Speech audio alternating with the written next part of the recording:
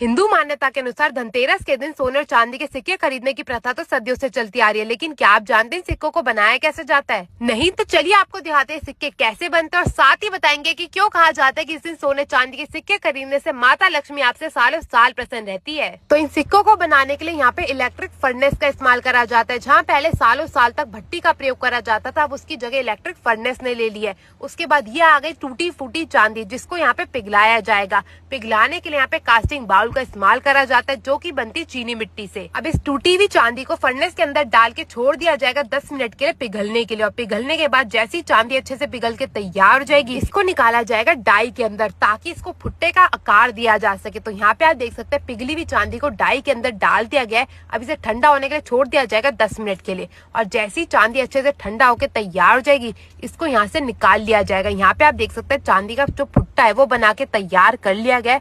अब बारी आती है इसे पतला करने की, क्योंकि बहुत ही मोटा रहता है, तो इस रोलर वाली मशीन की सहायता से इसे पतला करा जाता है। जितने बड़े चांदी के सिक्के बनाने होते हैं उसी के अनुसार इसे पतला करा जाता है। और जैसे ही बिल्कुल पतली होकर तैयार हो जाती है, यहाँ पे इस मशीन की सहायता से इसका नापा जाता है। और उसके बाद बारी आती है सिक्कों की कटाई की, तो इस मशीन की सहायता से एक और से इस भुट्टे को डाला जाता है। फिर ये मशीन खुद ब खुद सिक्के काटने का जो कार्यक्रम है शुरू कर देती है। तो यहाँ पे आप देख सकते हैं एक एक करके सारे के सारे जो सिक्के वो कटते जा रहे हैं और नीचे की ओर से इकट्ठे होते जा रहे हैं। अब जैसे ही सारे के सारे सिक्के कट के यहाँ पे तैयार हो जाएंगे, अब बारी आ जाती है इनकी पॉलिश करने की, क्योंकि सारे के सारे कार्यक्रम में सिक्के जो है वो बहुत ही ज्यादा गंदे हो जाते हैं और देखने में तो बिल्कुल चांदी के लगते ही नहीं है। तो अब इनको दोबारा से चमकदार बनाने के लिए सबसे पहले फायर ब्लोअर की सहायता से इनमें आग लगाई जाएगी और इन्हें गर्म करा जाएगा। तो यहाँ पे आप देख सकते हैं एक एक करके सारे के सारे सिक्कों को यहाँ पे गर्म करा जा रहा है। और जैसे ही सिक्के बिल्कुल गर्म हो जाएंगे, यहाँ पे पानी के अंदर थोड़ा सा एसिड मिलाया जाएगा और इस एसिड वाले पानी के अंदर इन सिक्कों को डाल दिया जाएगा।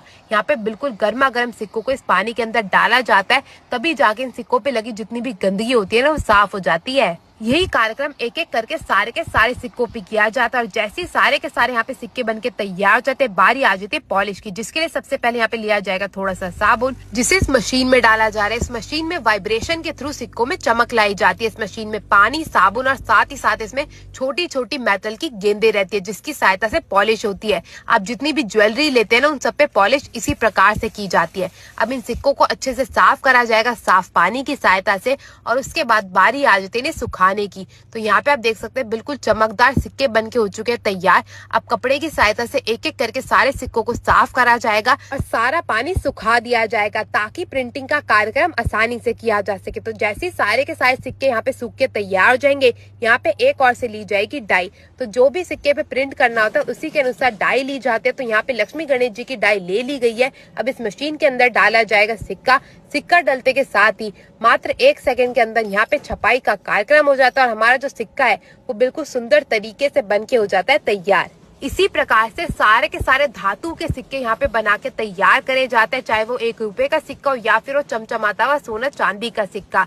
और यहाँ पे जैसे सिक्के बन के तैयार हो जाते हैं, बारी आती है पैकिंग की, जिसके लिए यहाँ पे आप देख सकते हैं सुंदर से यहाँ पे कपड़े का ये लिफाफा सा ले लिया गया है, जिसमें सिक्के को डाला जाएगा और सिक्का हो जाएगा बन के तैयार। और कहा जाता है कि इसी दिन धनवंतरी और माता लक्ष्मी का अवतरण समुद्र मंथन से हुआ था और दोनों ही सोने और चांदी के सिक्कों से भरा कलश लेके अवतरित हुए थे। और उन्हीं को प्रसन्न करने के लिए, धन धान्य को अपने घर में बरकरार रखने के लिए हर साल हम सभी धनतेरस के दिन सोने चांदी के सिक्कों को अपने घर लाते हैं। तो आप इस साल सोने का या चांदी का किसका सिक्का ला रहे हैं, कमेंट करके जरूर से बताएगा। और ये वीडियो अपने दोस्तों से शेयर करना मत भूलिएगा। इसी के साथ मैं आपसे मिलूंगी अगली वीडियो में, तब तक के लिए हैप्पी दिवाली।